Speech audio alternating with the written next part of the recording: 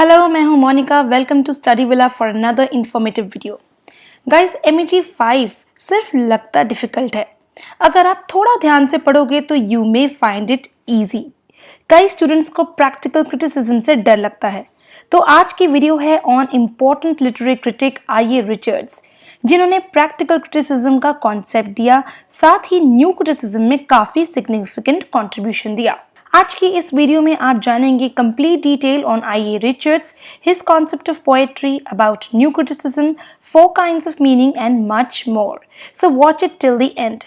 And also do not forget to subscribe to channel and tap the bell icon to remain updated. दोस्तों, आपके प्यारे comments मुझे motivate करते हैं। Nevertheless, I shall continue to give my best. Let's begin. I.A. Richards, पूरा नाम Ivoire Armstrong Richards, जो कि 26 फरवरी 1893 में सैंडबैग, इंग्लैंड में पैदा हुए। He is an English critic. इन्होंने कैम्ब्रिज में अपनी पढ़ाई की, जहां इन्होंने बाद में पढ़ाया भी, पर इन्हें नई अप्रोच से पढ़ाने की सैलरी नहीं दी जाती थी। He became a visiting professor at टिंग्सवा यूनिवर्सिटी, बीजिंग, जहां इन्होंने बेसिक इंग्लिश पढ़ाई। Basic English was a system of English जिसे कि इन्होंने इंग्लिश के इंटरनेशनल यूज के लिए डेवलप किया था with his friend C.K. Ogden. Richards ने न्यू क्रिटिसिज्म में सिग्निफिकेंट कंट्रीब्यूशन दिया। इनफैक्ट इन्हें फादर ऑफ न्यू क्रिटिसिज्म भी माना जाता है। He is among the first critics जिन्होंने क्रिटिसिज्म में scientific and psychological approach introduce की। आगे बढ़ने से पहले एक overview on new criticism. New criticism एक ऐसे टाइप का क्रिटिसिज्म था which became popular during 1930s and 60s। ये एक ऐसा तरीका था किसी लिटरेरी वर्क को जज या क्रिटिसाइज करने का, जिसमें कि क्रिटिक्स वर्क को एनालाइज करते थे by its close reading. Close reading यानी टेक्स्ट के structure, plot, rhythm, rhyme, metre and metaphor को ध्यान में रखकर, ना कि राइटर उसकी बायोग्राफी पर ध्यान देकर। आप अपने आप को किस तरह से जज करवाना चाहोगे? By your actions and words, या फिर योर रेपुटेशन फ्रॉम अदर्स? ठीक उसी तरह न्यू क्रिटिक्स टेक्स्ट पर लिखे शब्दों से ही टेक्स्ट को जज करते थे। क्रिटिसिज्म का फोकस सिर्फ टेक्स्ट था, ना कि राइटर।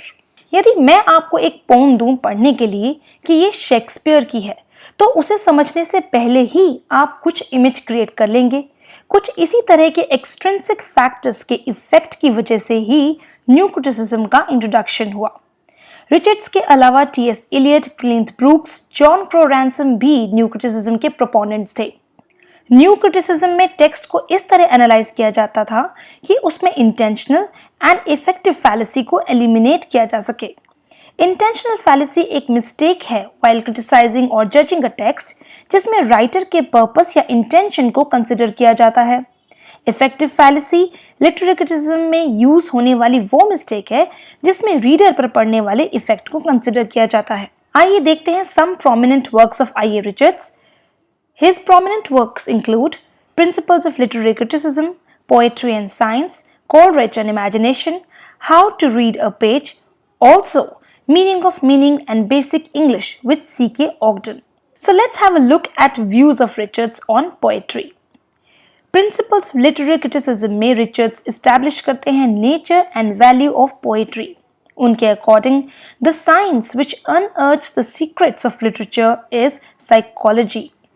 वे ह्यूमन माइंड को डिस्क्राइब करते हैं as a system of impulses, यानी आवेग, कुछ करने की सडन फीलिंग। इन इम्पल्सेस को रिचर्ड्स एपेंटिसिस कहते हैं।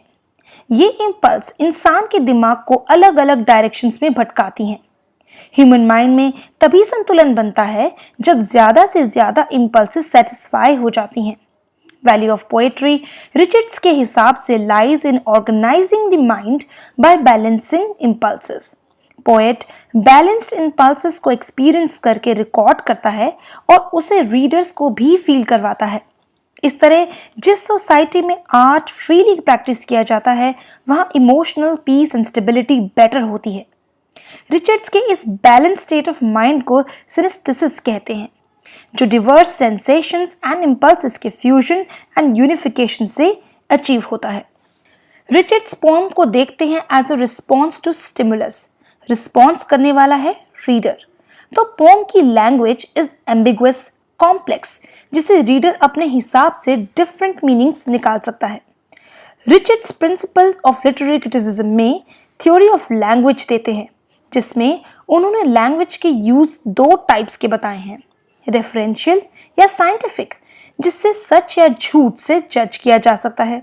इसके अलावा लैंग्वेज का इमोटिव यूज है, जिसमें लैंग्वेज को इमोशंस जनरेट करने के लिए यूज किया जाता है। एक एग्जाम्पल से समझिए, वर्ड फायर, जिसमें कि आग का अर्थ निकलता है, इससे आप ट्रू या फॉल्स से जज कर सकते हो।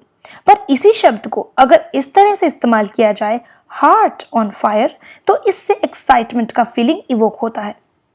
पोएट वर्ड्स को इमोशनली यूज करता है to generate feelings.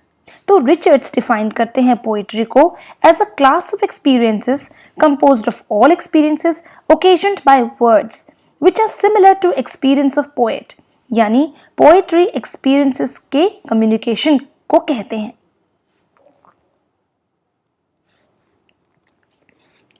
Guys, language बनती है वर्ड्स से, तो किसी भी वर्क ऑफ लिटरेचर को समझने के लिए वर्ड्स के मीनिंग को समझना इंपॉर्टेंट है। अकॉर्डिंग टू रिचर्ड्स, वर्ड्स चार टाइप की मीनिंग कम्युनिकेट करते हैं।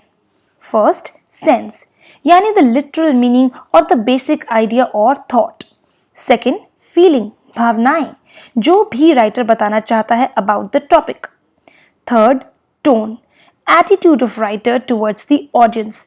फॉर एग्जाम्पल, बच्चों के नॉवल की टोन, एटीट्यूड अलग होती है।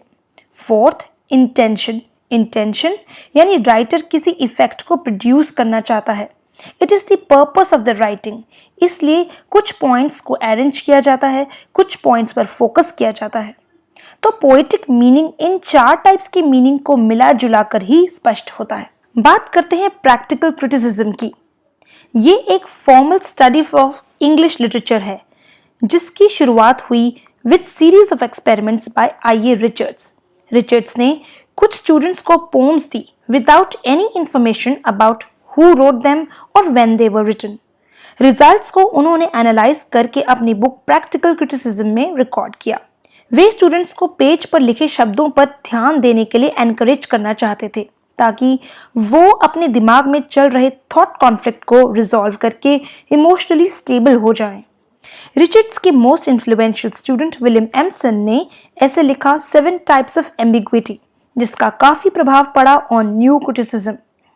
प्रैक्टिकल क्रिटिसिज्म को आज भी लिटरेचर के एग्जामिनेशन के स्किल की तरह यूज किया जाता है।